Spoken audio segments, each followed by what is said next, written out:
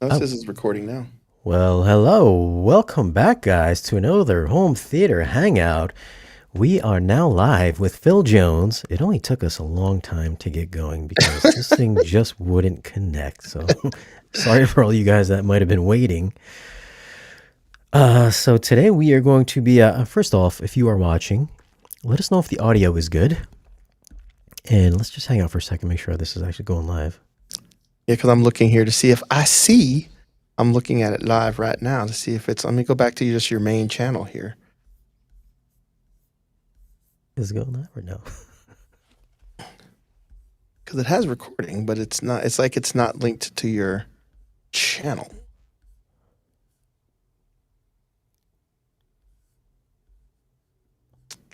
Yeah, it says it's live. Where is it going? Oh, it is live. Oh, I'm on the wrong one. Hold on. Whoops. Go back. It looks like it's starting in a different stream. Yeah, it is. Okay. Or no. Yeah, it's live. It's live. You are? Okay, yeah. Yeah. Yeah, live. Shane, you are live. It's on a different link, but okay, you're live.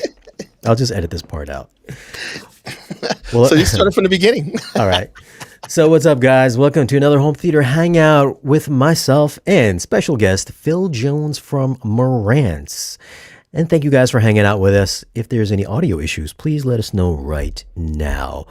But we are going to be discussing the brand new Marantz AV20 and AMP20. Yay, let's get a close-up on that. So Shane, how are you, man? I'm good, man. I'm good. I'm glad to have you back on, man. Yes, a little bit of technical difficulties, but that happens all the time. We're audio guys, not freaking computer nerds. But hey, we do what we can do, right? Yeah. So we've had so if you guys had missed the review, my review on both of these pieces are over on Audioholics' channel. So definitely check that out. We are one of the first ones to have a full review, not just a little spec video, but a full review. And you guys get my take on both of those pieces, which I never said they were better than my Trinol, but it was pretty close though. So we just throw that out there. I did do a little kind of unboxing and stuff and little quick impressions on my channel, which I'm sure you guys probably have seen. But if you guys have any questions and stuff like that, we will get to them towards the end of the video. So feel free to drop any questions and we'll get to them towards the end. If you have any pressing questions, feel free to drop a super chat as well. Exactly. But we're going to discuss some differences between like the AV10, AV20, and AMP10, AMP20. Phil has all the differences because I know some of the comments were just like, why not just get the AV1020 for $1,000 more? We'll get to that as well. Mm-hmm. But I'm going to hand it over to you, Phil. Let's break it down. What's some of the differences that we can look forward to? So the first thing is if you look at the two models, the new 20, why don't we just call them the 20 series because it's way easier than and we're going to just call them in this one the 20 series separates and the 10 series separates. So what in front of me right now are the 20 series separates, and they look very similar if you look at them from the front to the 10 series separates. And they have a lot of similar functionality when it comes to things like video processing and things like that. But there are some differences, and they actually go beyond just the fact that it has couple more channels of processing and amplification. So when you look at them from the front, they look pretty similar. But if you look at them I have a slide here that if you look at them from the top, say we look at a 10 series, the AV10 and the AV20, you'll see that the interiors are actually different. So the AV10 actually uses a bigger box, a bigger chassis with more layers. So it's a 3-layer or 4-layer instead of like I said, it's a 4-layer instead of a 3-layer. And it also is reorganized in a different way. Anybody that's tried to put an AV10 into a rack will tell you that it's a little deeper. And a lot of times people are challenged with getting that unit in. The AV20 is more compact. It's about the same depth as something at like a Cinema 30. So you'll see that the way how they're laid out and the chassis are different. Now, a little later, we can talk about some of the other differences, but there are actually a few things that are the same. So the first thing would be like its brain. The brain on both units are going to be the same. That brain is a newer Shark processor. Now you can hide the slides. I don't think we want people to look at the slides. They want to look at me and Shane. So the big thing about the processor, and we want to bring up the processor because I get asked a lot, Shane, why can't you add new functionality to older models, right? Yep. Why can't you add, Dirac Live or to a product that's 1 or 2 years back? Part of it is hardware. For example, multiple subs, right? 4 subouts, because that's part of how active room treatment works. And part of it is just the brain.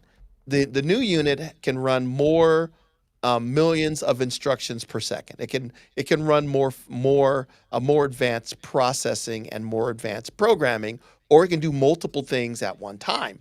And you need to do that sometimes in order to add more features. So Marantz is always pretty much committed to enhancing or adding features that we can to older models, but sometimes it's just the brain can't do it or the way the unit's wired, it just can't handle it. Right. Okay. So those are some notable things.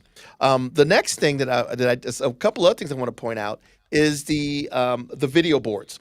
So if the big thing about these products is they both utilize a video board. So this is actually the video board that is found in that's found in an AV20. I mean AV10. The AV20 looks quite similar. The only difference is if you look here, there's multiple things on this board. In order to do as many channels that we're talking about, I think it's like 7 8K 40 gigabit channels plus 3 outputs, 2 zones plus a monitor 1 and a monitor 2. This is what you need to do. And most people, and that makes these boards quite expensive. And that's why a lot of times when you go from, I don't know, 2 or 3 inputs that are 8K to 7 inputs, the price goes up because this is what you have to do. This is literally 3 HDMI, 3 switchers and a matrix switch in order to do this. So, but if I look at these units, the boards are the same, but there's been some improvements to the chip.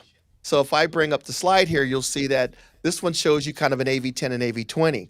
The configuration is very similar, but the 20 actually has a newer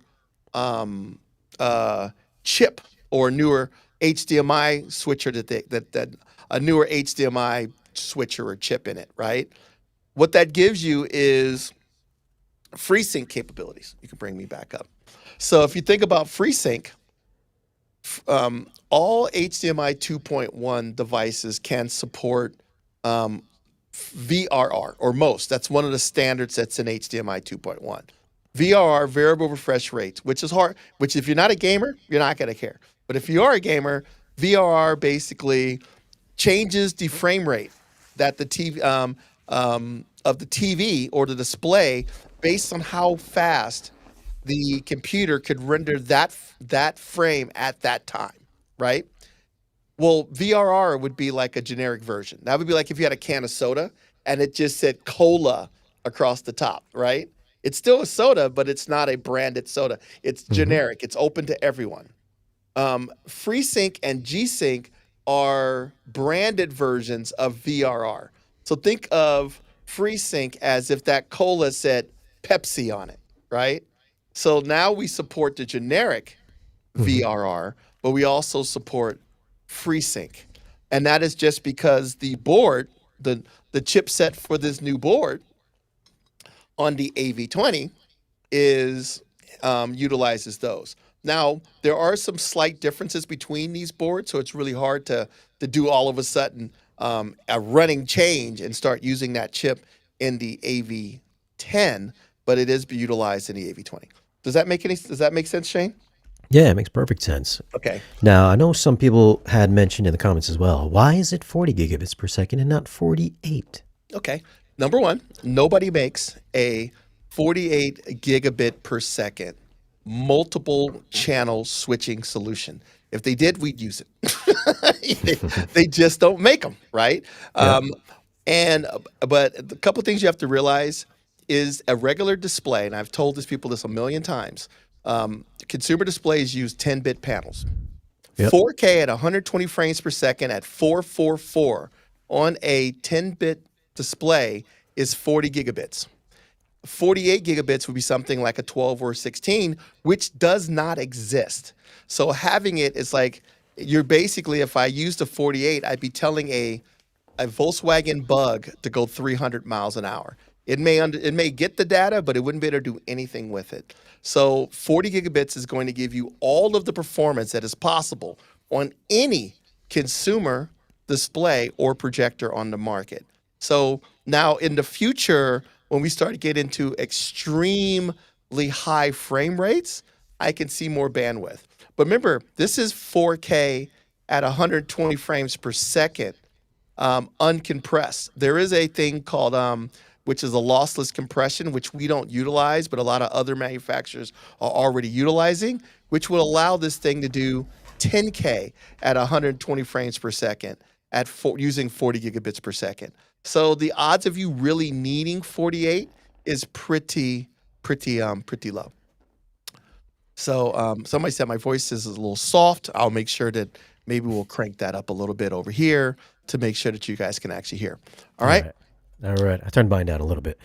Okay. So as far as the DSP again, is the performance as far as surround decoding and all that, is that exactly the same between the two models? The 10 and the 20? Exactly the same. So Dolby Atmos, DTSX, IMAX enhanced, all of the stuff, all of the processing that box will do, Dirac active room treatment, Dirac bass control, Odyssey multi-QEX, all of that stuff is ran by that DSP, and all of that stuff is identical. All right.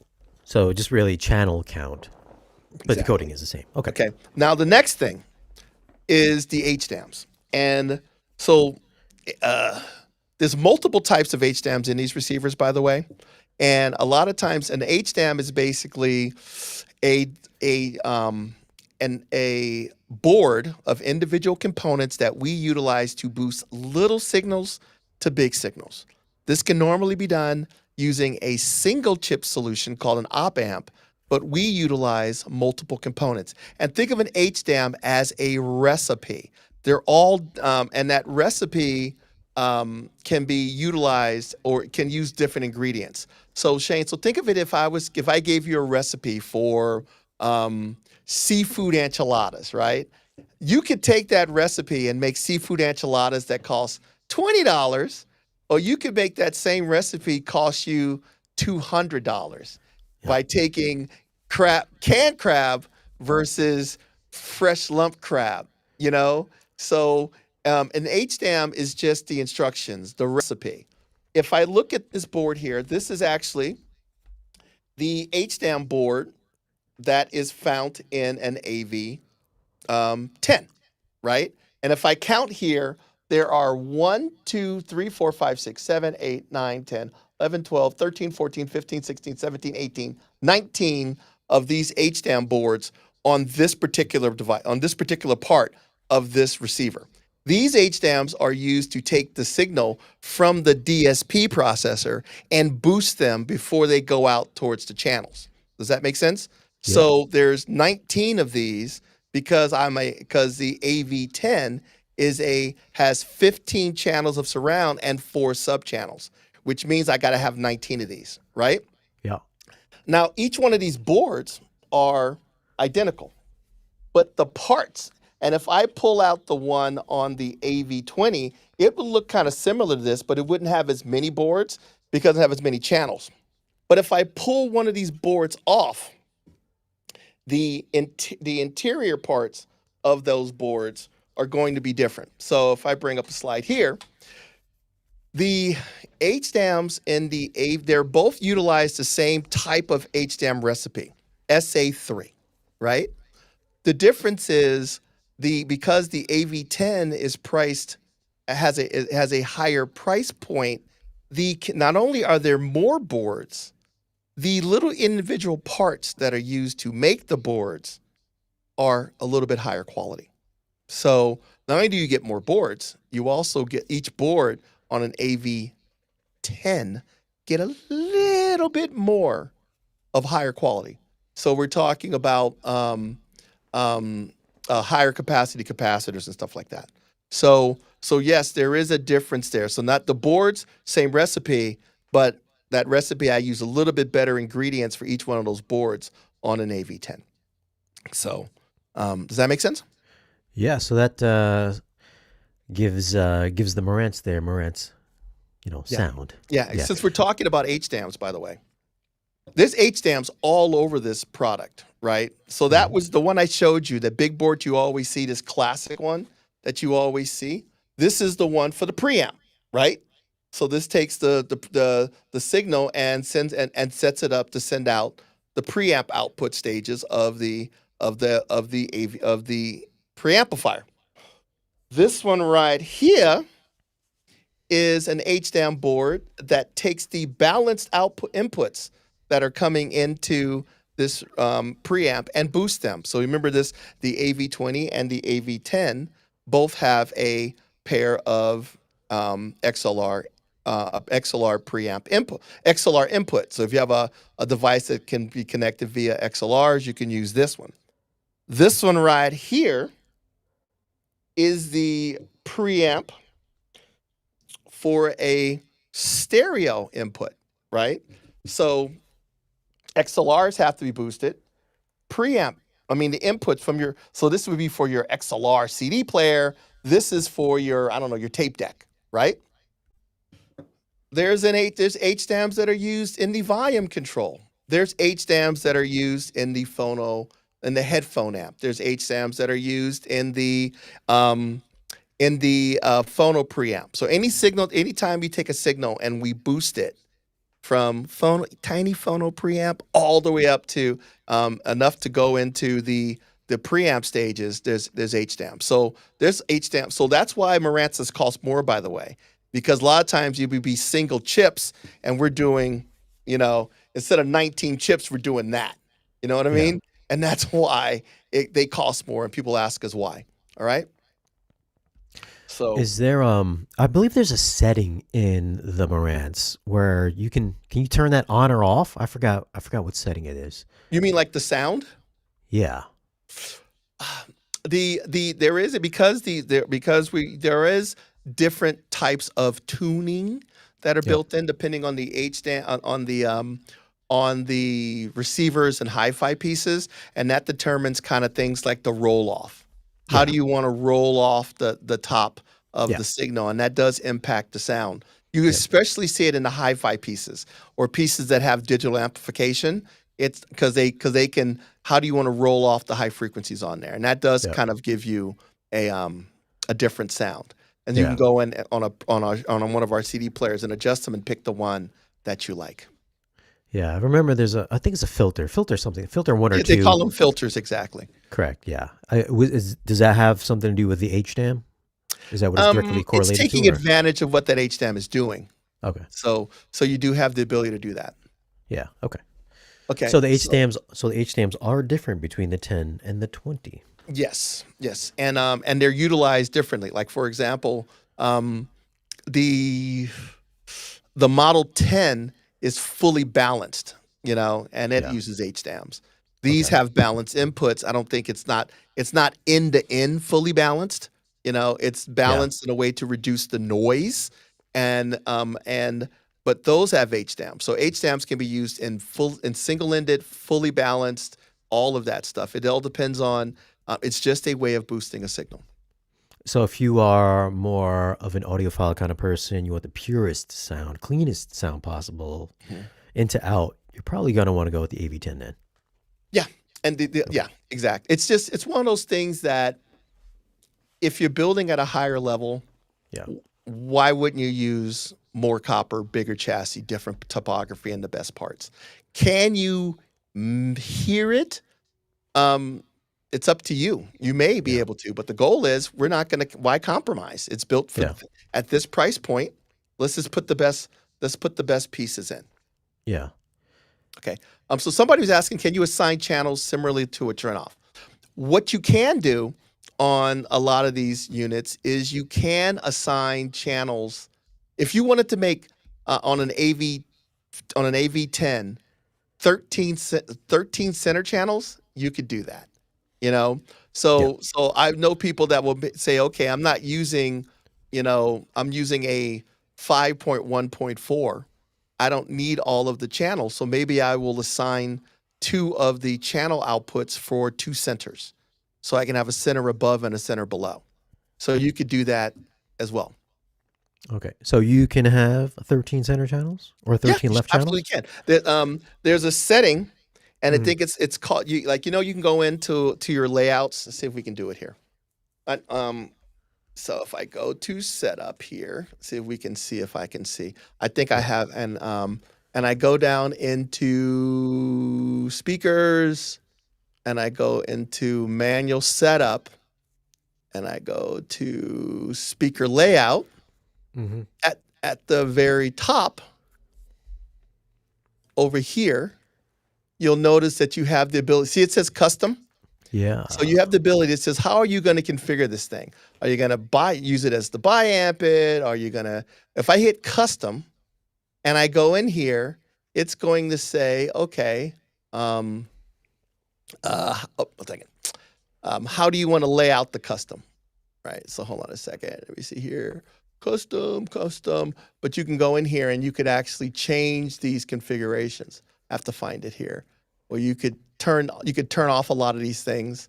And I think I have to look through the whole process. I do a whole video on it where you can go in here and you could literally change all of these and say, no, I don't have a left. No, I don't have a right. I just have a center, a center, and center, a center, a center. And you can go in there and you can actually adjust that. So, but that would be under the custom menu. It's a pretty crazy way to do it. Most people are never going to do it. Yeah. But if you wanted to have 2 centers, or, somebody says, hey, can I have 2 side surrounds on each side? Yeah, you can. You can do that now? I must have missed that when I looked at it. All right. Yeah. But yeah, that's cool, yeah. it's a custom configuration thing. Yeah. Normally it's found on the AV10, AV20, and the big A series Denons will allow you to do it. Yeah. Okay. And that's it. Most people never use it. All right. Maybe we'll do a whole video on that because it's kind of funky how you could do that. Yeah, that's interesting. I thought it was only a Trinov and maybe Storm. Okay. I'm a little surprised to see it on the Marantz. So what about a left and right center? Let's get to the questions at the end. I don't want to derail anything. Okay, so normally, so what else? What questions do you have? So that's kind of now. Of course, there's some other things too.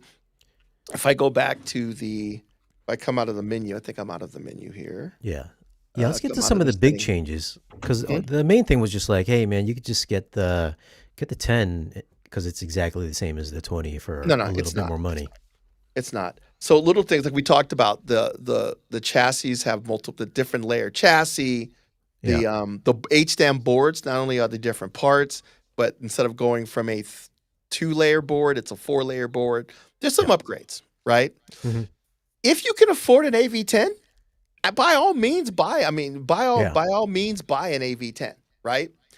But I will tell you that I've heard them both, and I think if you're just running like a 5.4, 5.14, 5.44, 7.44, I would probably still get the AV10, but I may add, instead of using an AV20 amp, an AMP20, I may use an AMP10 with it.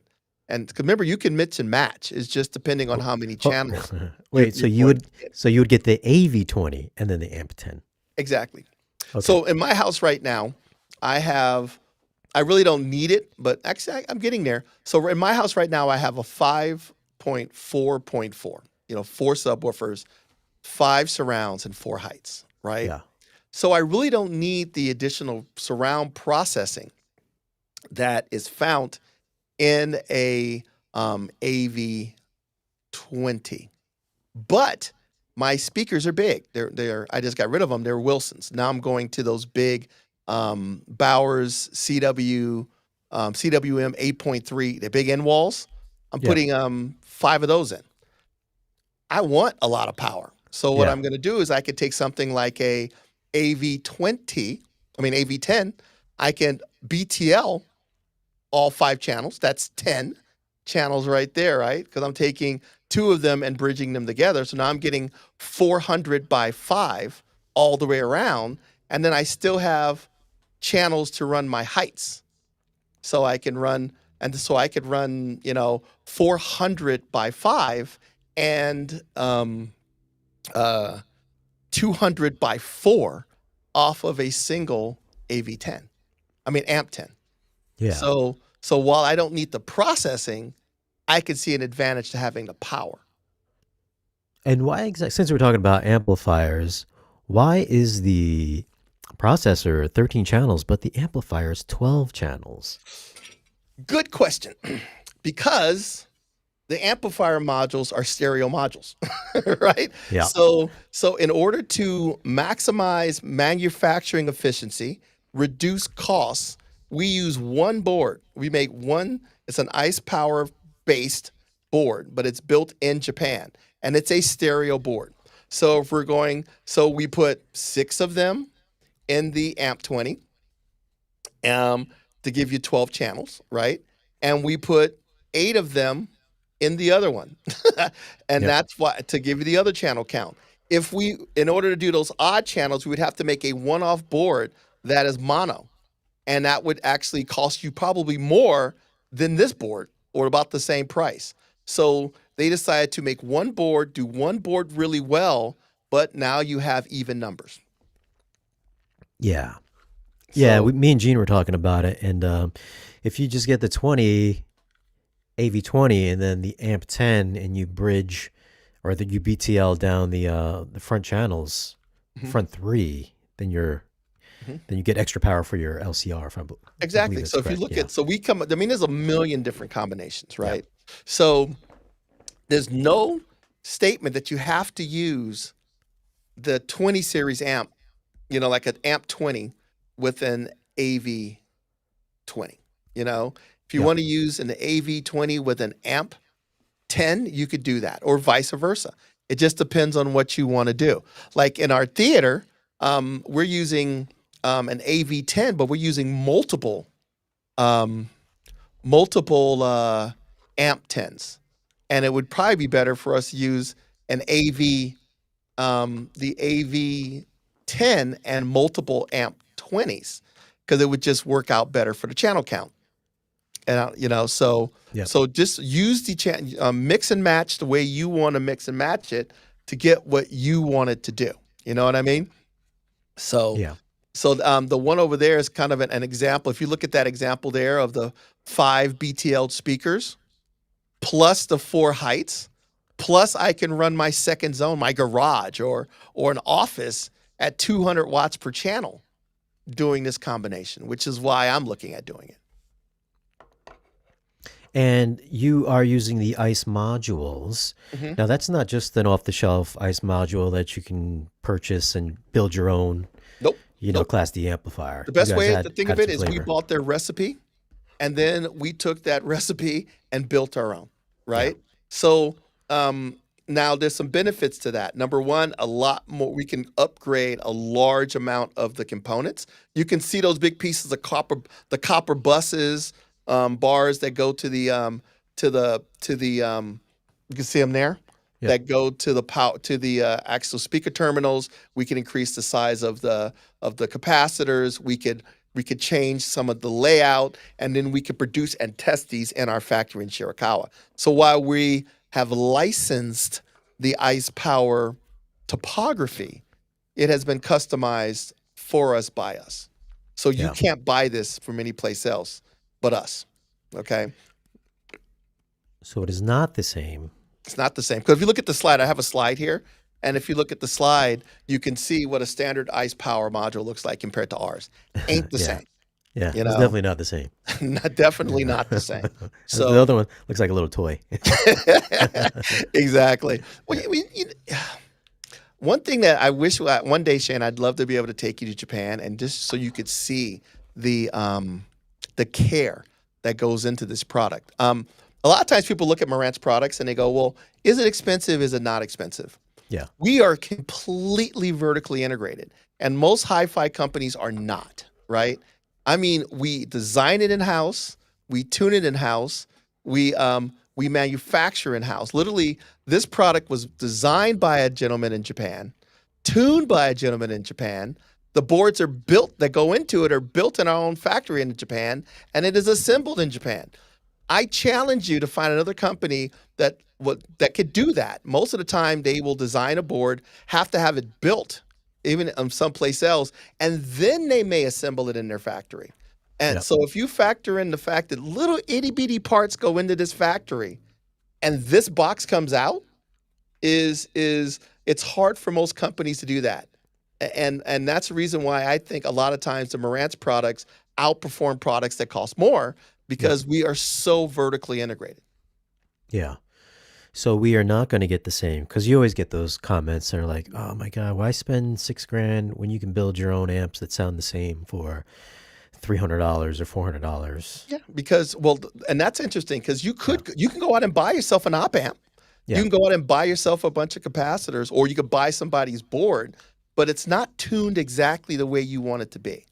Yeah. So you're trying to bend parts of that are made by different people to your will to get the results you want, versus starting from scratch with itty bitty parts and saying this is what I want. So it is a more expensive way, but it is a more precise way, and it's going to deliver just overall better performance. Right. What other bigger differences between both units, the 10 and the 20? That's the main things, you know. Those are the main things. Okay. Those are the main things. So if you think about it, there's not a massive leap in price. There is some differences, and people go, well, why does the other one cost a little bit more? And we wanted to explain it, you know. And another comment that always came up was, listen, if you guys are already dropping $6,000 for an AV20, drop another $1,000 for the AV10. But you guys have already factored in like tariffs and all that into the price of the 20 series. Yeah, okay. So right now, the best way I can say it is we have factored in the in the pricing on the AV20 and the AMP20, all of the market factors that are going on, right? Still looking at the other ones. So right now, that difference is that. I don't know if it's going to be that in the future. That's the best way I can explain it. Yeah. Okay.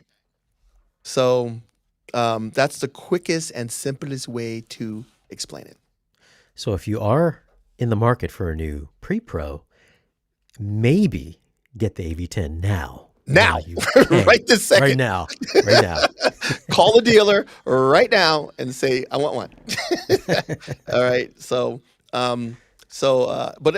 these pieces are great because the reason why we made the AV20 and the AMP20 was a lot of people, including I'm looking at Eric online. He says that he has an AV8805, which is what I had, and I loved it, but I wanted more video inputs. I wanted Dirac. I wanted the 4 Subouts, but I didn't need all those extra channels. So that's what this model was built for. It's to bridge that gap or replace. This is pretty much, think of it as the replacement for the AV8805. All right. And you mentioned Dirac. I know Dirac Art is on the way. Is there a time frame for that? And it will be later this year, probably late summer, early fall. Is what they're targeting. I would say that. I would say you should be able to enjoy it for Christmas. That's the best. I'll be as nice as that's about as probably as the safest way to actually say it. We wanted to let everybody know it was coming. Now, of course, it is going to be available on any modern Denon and Marantz AVR that has 4 Subouts, right? So that means if you're a Denon person, 3800 and above, and if you are a Marantz person, I think that's Cinema 60. I'd have to look at it, but anyone that has 4, look at the back. If your product has 4 Subouts and it's a Cinema series, it will support Dirac active room treatment. So is there like a price for that? The price has not been announced yet. The way that it's going to work is just like you'll be able to buy it like say you want to start from scratch and just buy the whole package. You could buy a bundled package that has direct live, direct bass control, and direct active room treatment. Or if you already have direct live and direct bass control and you just want to add the active room treatment, you basically pay the difference and then you just upgrade. If you've already done your full direct calibration and you have all those files, you just basically reopen, you go to the website, you purchase the license for active room treatment for your AVR, you download the newest version of that software, you reopen the file that you made previously, and now there'll be just another drop down for active room treatment. And it'll take all of your measurements, all of the target curves, everything you've already made, and now it'll apply this next extra level of processing and to the capability. Oh, gotcha. Right. So direct art isn't like the top tier, then everything below it is included. It's like it is the top tier. No, you have to, in order to get it, you have to have the other ones. So for example, you have to have at least direct limited. Yeah. Because direct limited is bass frequencies. Then you have to have bass control, which is the 4 subs, and then active room treatment uses your 4 subs and all of your speakers to work on your bass. So active room treatment is designed to improve a lot. It's more of a bass improvement type of thing. It makes it seem much less. It fixes issues that you would normally try to do, with room traps and bass traps and things like that in a room. But you have to have all of them. So they wanted you just buy it as tiers, Yeah. But you can't buy active room treatment unless you have the other ones. Does that make sense? Gotcha. Yeah, I thought when you got the top tier, everything else below it came with it. But well, the funny thing about it is both ways to think of it. If I buy the say I buy the active room treatment package for fill in the blank money. Say it's, this much, right? Yeah. That price for this much is going to have everything else, right? But if I already have this and I want to add active room treatment, then I just play that gap. Yeah. So the customer's just going to see it as a bundle, an active room treatment bundle, and it's going to be packaged with the other 3 options. Right. But out of the box, it comes with Odyssey. It comes with Odyssey. And to many people, Odyssey, if you whether you use the first thing, Odyssey works really well. People go, why did you pick Odyssey as your primary instead of Dirac? The first Odyssey we looked at it, we tried to pick the solution that worked across a really broad range of users. So Odyssey is completely built and incorporated into the AVR. So basically, if you know nothing about hi-fi, you turn on the AVR and it will walk you through the Odyssey thing, and all the processing is done on board on the AVR. Simple, right? Yeah. I even give you a paper tripod and a microphone, all done. Then if I want to go a little higher in Odyssey, I could buy the $20 app. If I want to get really crazy with Odyssey, I could buy a license for my AVR for the software and build target curves and crossovers and stuff like that. But there were people out there that wanted even more capability. First, custom integrators wanted a solution that they can plug the microphone directly into the laptop because they couldn't run the mic to the AVR. So they wanted it. And then there, of course, with things like bass control and active room treatment, there are some technologies there that enthusiasts wanted as well. So we added that. So we want to add that capability as well, and give the customer the option. So basically, it's a surf and turf dinner. We're covering the steak. If you want the lobster, you gotta pay the upcharge. And are you using the inbuilt microphone for the more advanced version of Odyssey, or are you using your external? When it comes to Odyssey, there's 2 microphone options. One of them is the one that comes in the box, right? Now that mic is not perfect, but we know what the values are in that microphone. We know. Say I'm just gonna give you a random thing. It's not true, but say the microphone had a dip at 5K, a 6 dB dip at 5K. That we know that's a factor with the microphone. So that information or they think of it almost like the microphone. They always give you like a calibration file with a microphone. We know what that kind of is going to be, and it's Yeah. kind of factored into the AVR. So me, when I tune with Odyssey, I grab any mic. It doesn't matter if it's a mic for an AV20, an AV10, or if I grab a Denon mic. It's the microphone that factor. All those mics are basically adjusted within a tolerance at the factory, and I'm confident that if I grab any of those mics, I'm going to get a pretty good solution. If you want more than that, on Amazon and on the Odyssey website, there is a individually calibrated microphones that actually have their own microphone. What do they call it? File. Whatever called a file, like you'd see on a calibration file. Yeah. And then you would, and that file, you plug into the software. So the software would say, oh, do you have one of these custom mics? Where's your calibration file for your mic? And then you would plug that in and you would do it. If you're not utilizing the software for Odyssey, you like using the app or the built-in, just use the factory mic. Got you. Okay. So between the 10 and the 20, I guess the big thing is they are not exactly the same. Just one is smaller. Mm-hmm. So if you are more inclined to go 2-channel, ultra hi-fi quality, definitely go for the uncompromised version. Go for the AV10. Exactly. It's a buy once, cry once proposition. If you want to make sure you're going to get the ultimate performance and you never want to run out of channels, or you never want to run out of processing capabilities or processing channels or surround channels, get the big boy, right? Yeah. And then after that, you say, okay, well, I do have a little bit of a budget. The next thing is, how many processing channels do I want, and how much power do I need, whether I'm bridging it or not, and then determine which amp you go there. All right. So one question that comes up a lot in some of my comment section is there a 7706 replacement? We're always looking to replace new models, replace models in the lineup. Right now we were targeting on, we knew we needed an AV8805 replacement. I'm sure that they are looking into that other replacement for 7706, and as soon as I know anything about it, or I'm allowed to tell you about it, I'll let you know.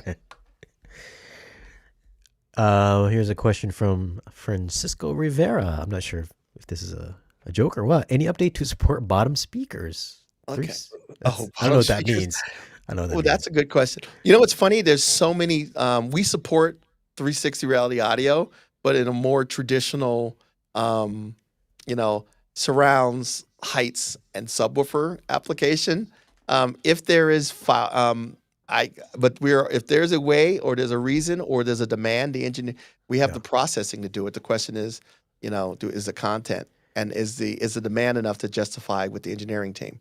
So, because the other one we get asked about is a new immersive surround sound format that's done by, I can't remember what it's called. I think it's done by a couple of companies, Google and someone else. I think they're working on one. So everybody's asking us about that one too. But right now, I will stress that when it comes to surround sound formats, nobody supports more surround sound formats currently than Denon and Marantz. So that's a big thing. Can you hear the difference between both pre's? That's a hard one. If measurements show that they're even on measurements, even fine measurements, they're very, very, very, very close, right? Mm-hmm. And it would be difficult, I would say, to hear the difference. And probably even the Ogata-san, if you go on our website, right, we're getting ready. Nick, did you put that video up yet, or we're going to put it up pretty soon, right? Okay. Well, there's a new video we're getting ready to put up from Ogata-san, who is the sound master from Marantz, talking about both models. And he says that they are very, very close sonically. And he's the one that designs them. So he's the one that writes them off. So I think sonically it'd be difficult for you to hear it. It's more about, one is an uncompromised version, and because the engineers were given the opportunity to build just a higher grade piece. In addition to the channels. Gotcha. but it's doubtful that that you'll see much of a difference when you try to measure it, or Mhm. you try to listen to it. I think it'd be doubtful. Yeah. Are HDAM3 fully differential, or are they converted from single-ended to differential, or vice versa? Not sure, but I will say that if it's in this one, like I said, this is not single ended. So if it's, I know that the way that they're utilized in a because somebody asked me, why is there like 30 HDAMs and a Model 10? Yeah. And that was normally, you would use one for the top of the wave and the bottom of the wave or Mhm. whatever. They actually had to use them in a different configuration to make them work in but actually, I don't know. I don't know. I'd have to ask. That's above my pay grade. I may have to take a screen capture that and send it off to Ogata-san and ask him, you know. Well, let's find out. This one's from Ferganar. F.U. Ragnar? Okay. As I have been telling people for years, these audio manufacturers are purposely changing the sound of their products to create a house sound. Mind-boggling how many don't believe Okay. it. So let's talk about this because this is quite interesting. Yeah. If you test the new Marantz products Mhm. versus everybody else's products, and you look at things such as signal to noise and dynamic range and all the distortion and everything else, if you tested the new models, they will easily be some of the cleanest models that are out there. So the audio test says that theoretically you should not be able to hear a difference. But if I Yeah. grab a pair of speakers and I grab a pair of Bowers and Wilkins and I grab a pair of, I don't know, Wilson Audios, and they both play plus or minus 3 dB, 20 to 20 hertz, they sound completely different, right? So a lot of times there is a signature that comes from that's built that I don't know how they do it or why they do it, but you can hear it. Literally Yeah. like and it's like I've been there where they were showing the difference between putting a sticker on a transformer and not putting a sticker on a transformer, and you could hear it. So I'm not sure how it does it or why it does it, but if every receiver sounded the same, Yeah. they would only be one brand. But if you listen Yeah. to one of our models versus some of the really good other models that are out there, they all sound great. They Yeah. just sound different. You know, Yeah. if I grab a Marantz and a Denon and I showed you the spec sheets when it comes to distortion, frequency response, everything else, they would be very similar. But if I played the same Denon and the Marantz on the same pair of speakers at the same level and I A-B'd them, you would Mhm. hear it. You Yeah. know, so, so I guess it is kind of purpose. The goal is there's a sound that if you look at Saul Marantz, he didn't like the way things sounded. He thought it could sound better, and he built his own. And if you listen to the story of 90% of the companies that are out there that are founded by passionate audio enthusiasts, they wanted it to sound different. Yeah. And that's where all these brands come from. So yes, Yeah. they do have a house sound, and we try to protect our house sound. That's why we have a Denon sound master who Yep. tunes all the Denon, and a Marantz sound master who tunes all the Marantz to ensure that we do maintain our house sound. Yeah. There's so many comments that if I review an amplifier or something, there's all amplifiers are just energy. They just go your speakers, so they all sound the same. There's no difference. Buy the cheap one. You don't need to spend 10 grand on an amplifier. I'm like, okay, if you Yeah, say but so. the funny thing is, what's the hard thing about that is when you're an engineer, the difference is most people don't get the experience to try it. You know what I Yeah. mean? Because it's Yeah. really hard. You look at it and you see spec and spec, Yeah. and the average customer is not going to go out and buy the $2,000 one Yeah. and the $5,000 one and take them home and spend time playing their favorite tracks on both. They don't have that opportunity, but Yeah. you do, Shane. Yeah. And a lot of reviewers do. So when the reviewers say, "Oh, they sound different," that's because their reviewers like you are one of the few people in the world that have the opportunity to compare the units side by side. You Yeah. know, and they do sound different, don't they? Sound different? Oh, 100%. Yeah. 100%. There's been a couple of like Class D ones, so maybe some less expensive ones that are very hard to tell the difference. It may be kind of indistinguishable. Yeah, but because I've why? always heard. They're all using the same op amps and the same amplifier circuitry. Yeah. So yeah, they are the same, right? Yep. So if I go out and I buy like the little $200, $300 ones, you see they're really popular. They Yeah. sound pretty good, but Yeah. guess what? If you pop the lid off, it's the same Class D amplifier chip. It's the same op amp, you know? Yep. So of course they're going to sound very similar because it's literally the same identical parts, right? Yeah. If I give a big manufacturer, Marantz, Denon, fill in the other brands that are out there, the opportunity, and they're building from scratch and they're not buying just stuff off the shelf, they're going to sound different, you know? So that's why. So Marantz has a house sound. We've already kind of knew that, though. Yes, we do. Yeah. The Sound Master. We're proud of our house sound.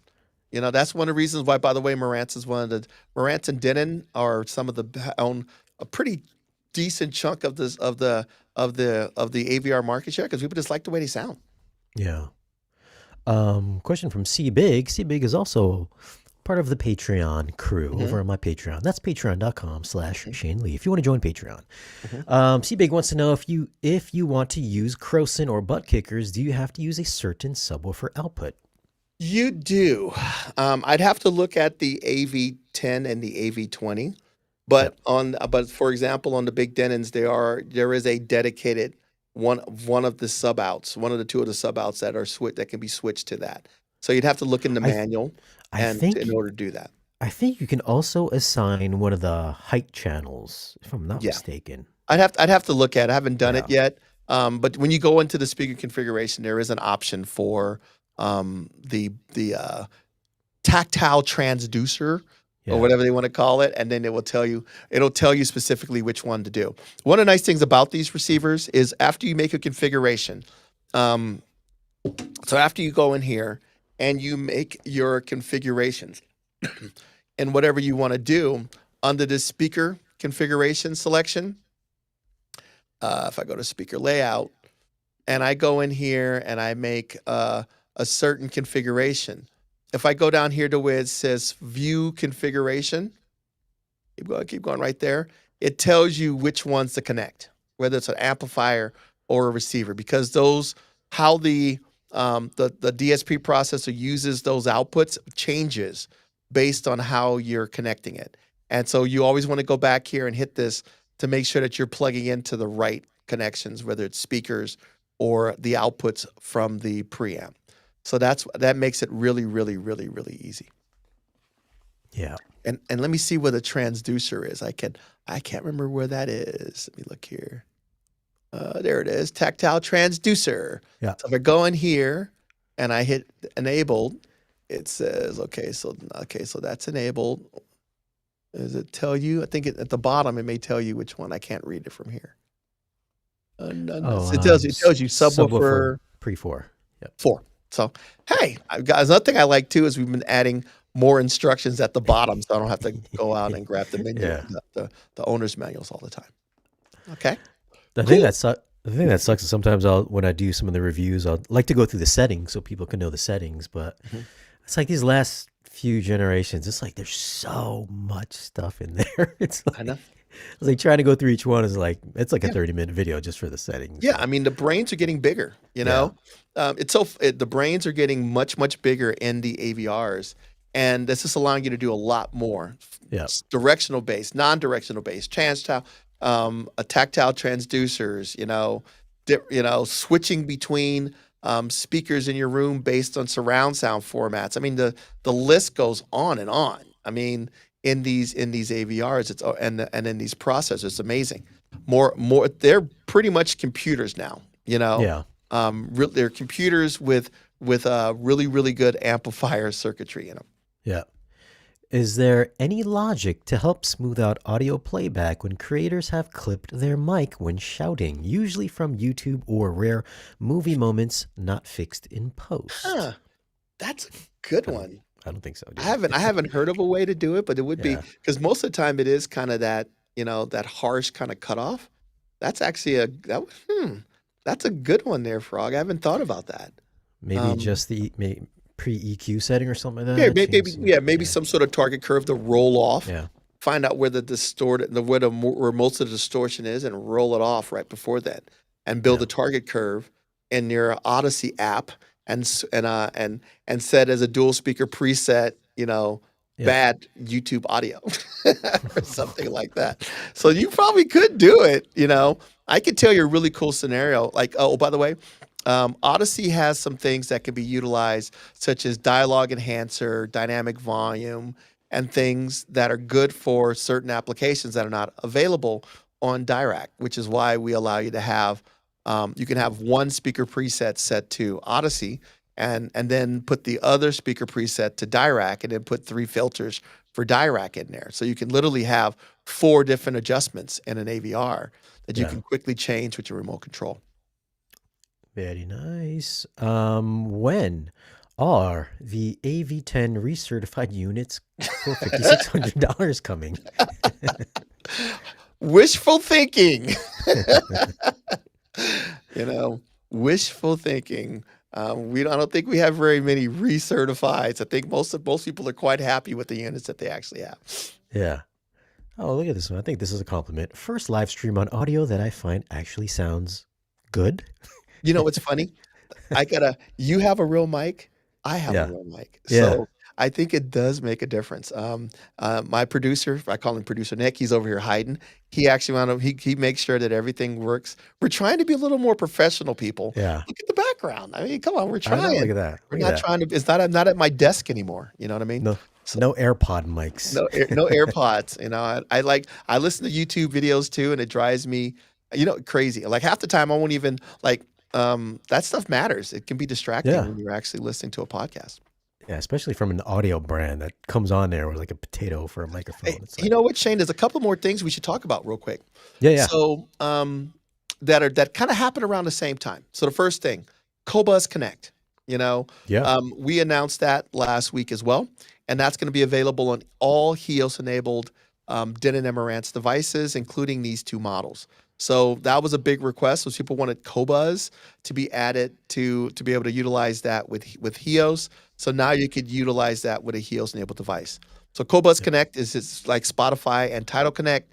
You basically will go to the app, do all of the stuff in the Kobuzz app, and then when you decide when you pick your song and everything else, then you would send that request to the receiver, and the receiver goes and gets it.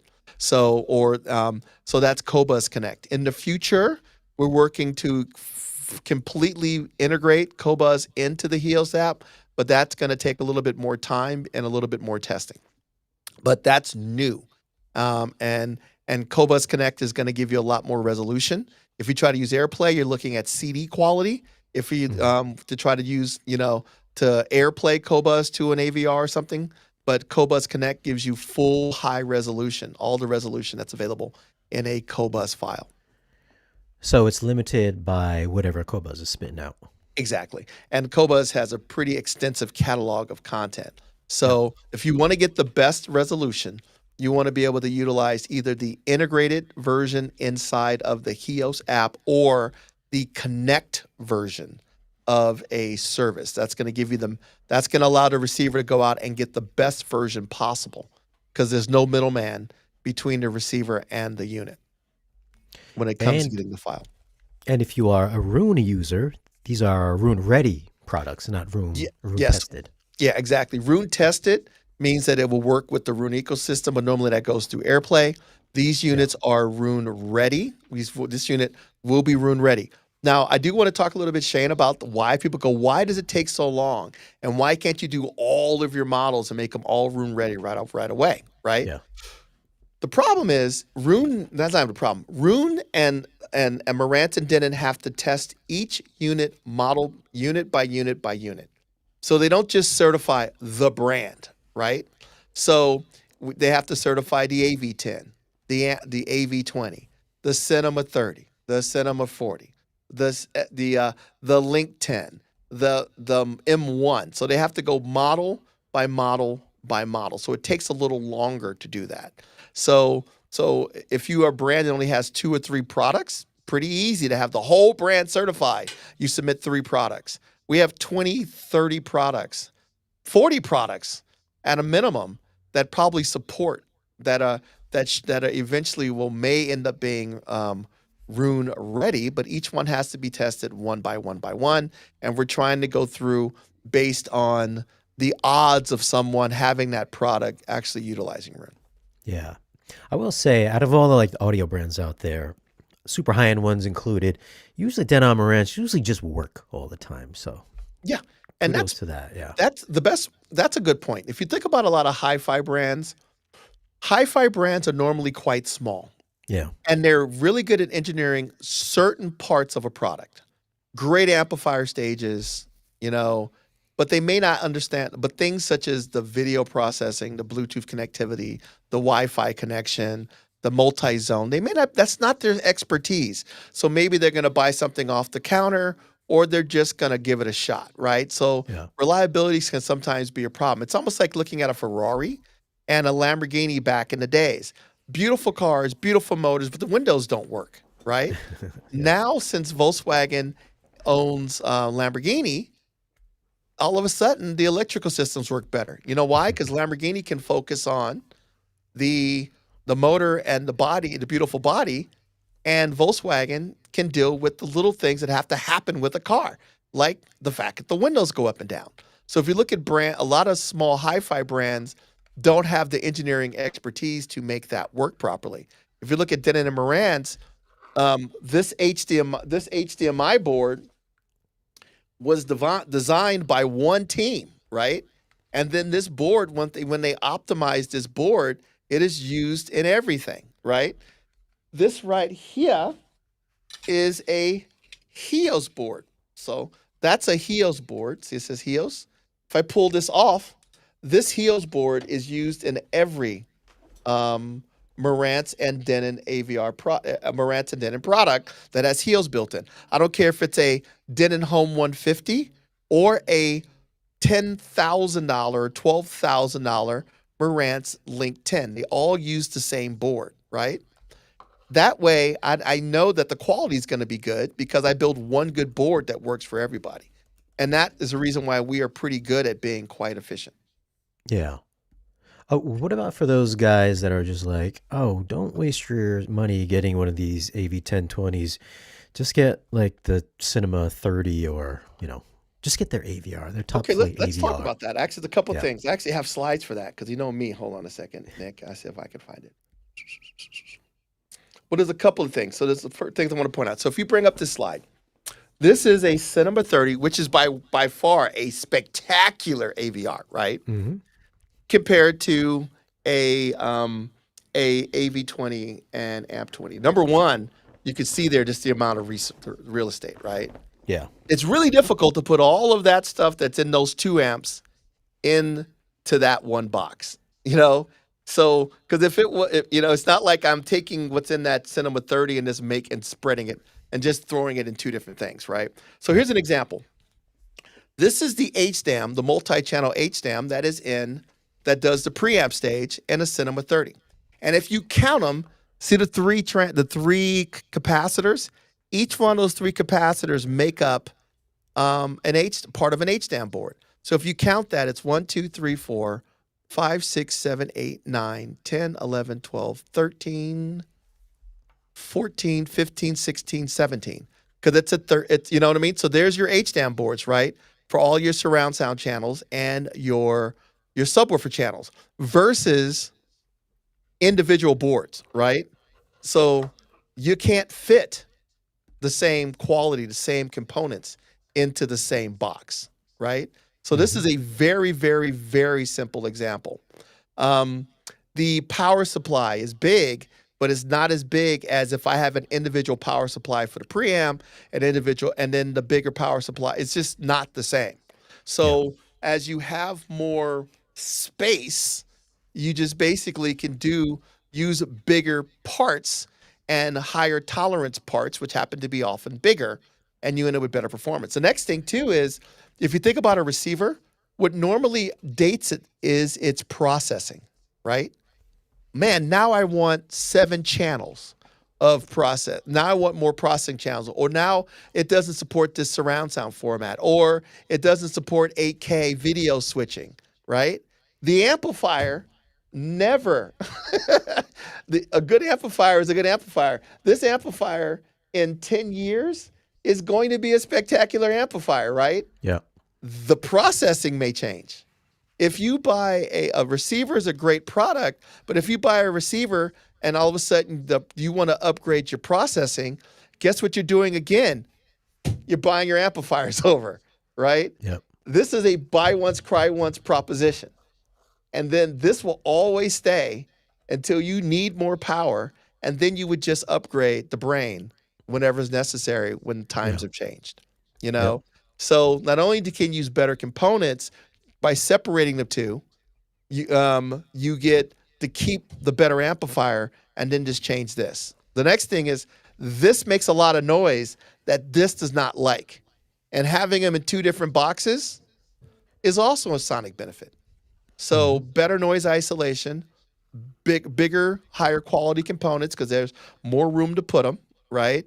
And then you buy the amplifier once and then you just continue to upgrade the processing. So there are some benefits to utilizing it as separate parts. It's more expensive, but there is a reason why it's more expensive and why people are willing to do it. Yeah, for sure. Another question here. Are you going to offer a trade-in program again where I can trade in my functioning 6030 for a discount on a Marantz 10 or 20? That's a good question. That would be something that would probably our sales team. I am just the talking tech guy. I'm sure that those types of promotional things is things that are happen normally through your retailer, conversations with retailers and the product marketing team. But I know that they've done trade-in programs in the past. Just depends on if they really believe that there's going to be good adoption. You know, if the dealer and the manufacturer agrees it's going to be a good adoption, that motivates them to do that type of stuff. But I'm just here to tell you about what's inside the box. Yeah. Is it worth upgrading my 7706? I got a year ago or so with a AV20 or AV10. I'm using mini DSP to expand my subwoofer outs. Okay, so for example, if you're comfortable with the audio performance and you don't want things like directional bass, you don't want because I think 7706 has pretty much all of the surround sound formats that are currently available. It may not be. It's up to you. You know what I mean? If you don't need the more video switching, you don't need directional bass, you don't want Dirac active room treatment, you don't want Dirac period, you know, maybe not. But if you want to take advantage of all of those other things, you basically are using a mini DSP to try to do what Dirac can do. And the question is, can a mini DSP do all the things that Dirac and active room treatment can do? And stuff like that. So it's kind of a hard one. You would have to, each person has to kind of have that conversation with themselves and look at the feature upgrades. Dirac, multiple bass, multiple sub outs, directional sub, 8K video, you know, multiple 8K video outs, upgraded menu system. Actually, and then by the way, the new processor has much better signal to noise ratio, much lower distortion, you know. So there are some differences there, even when it just comes to the sound quality. So yes, there's enough. The question is, you have to look at all of that stuff. When the reviewers test them, like Gene and they put them on the testing tables, look at the old measurements and the new measurements, and then factor in, do I see enough to make that change? And there may be enough combinations of things that you might. Any plans to support 6 subwoofers? We just did 4. I'm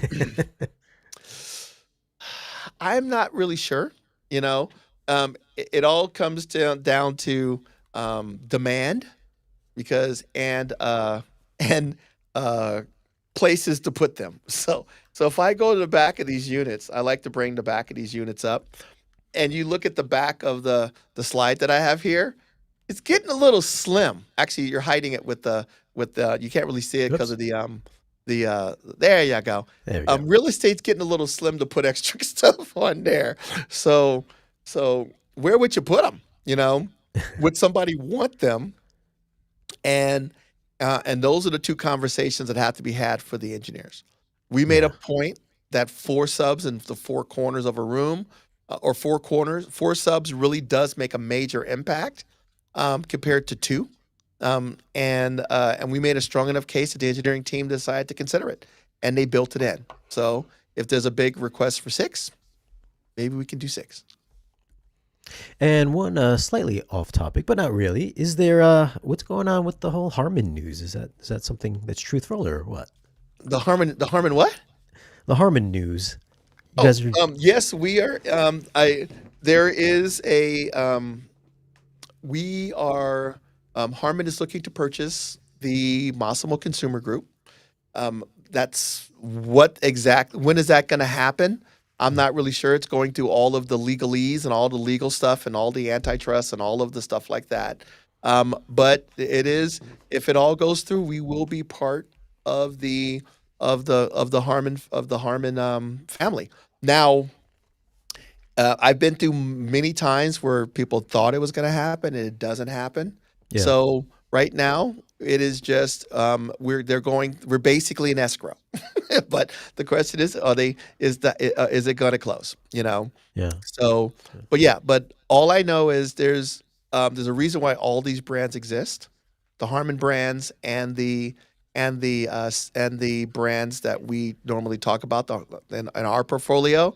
And I'm sure that we can work harmoniously together. And if it does not work, good luck to them, and we will continue doing what we do. All right. Well, there you go. Well, all right, Phil. I think this is going to wrap it. Is there anything that you want to plug that's coming over on your channel, on the Massimo channel? We're putting up a bunch of series of videos, by the way. If you haven't been on our channel, on the training channel, we just did one with people. If you want to learn a little bit more active room treatment, one of the engineers did a active room treatment video to kind of go through and talk about the benefits of that technology and how does it fit into the Dirac capabilities. I did an interview with one of their main guys. It's a 2-person interview with me and him, just talking about active room treatment. We did a quick little thing on Kobuzz Connect to show you how to utilize it with HEOS. That was put up a couple of days ago. And we just announced that our two of our 2-channel pieces, the Marantz M1 and the Denon Home Amp, will support Dirac Live 2-channel. So Oh, if you wow. want to utilize that Dirac on these 2-channel pieces, you can. And that piece utilizes a less expensive version of Dirac because it is not a multi-channel; it is a 2-channel variation. So I think the package is like $250. So if you go on Dirac now, you'll probably see now the M1, Marantz M1, and the Denon home amp as an option. So we're starting to add more capabilities. So those, and of course Kobuzz, which we talked about. So pretty excited. So all that stuff is on our site. Okay. Excellent. Here's a comment. Phil, if the deal goes through, you will have to change your channel name. Change it. I've already changed it twice. But, so hence my shirt has no logos on it. I'm here to talk about. I have a Marantz shirt. I have a Denon shirt. I'm just going to stick to that until we go on. But like I said, I'm just happy that we still get the opportunity to build great products. Yeah. And the main thing is, long as we can get, Marantz can make great gear, and Denon can make great gear, and Bowers can do what they do, and DT can do what they do, and Polk does what they do. I'm fine to change the logo on my shirt. Is there any new products coming up before the end of the year? I cannot respond or comment on any future products, but I will say that if there is something new that comes out, Shane, you call me. I am more than happy to jump on the site. If we add new features, I am more than happy to jump on the site too, and talk about those as well. But like I said, we are always looking to improve our product portfolio and our product's capabilities. Sounds good, Phil. Well, thank you guys for hanging out with us tonight. Any questions, drop them down in the comment section, and I will relay them over to Phil. If you want to pick up anything that we've talked about in this video, I will leave some links down below in this video's description. Subscribe over to Phil's channel, and we'll see you in the next video.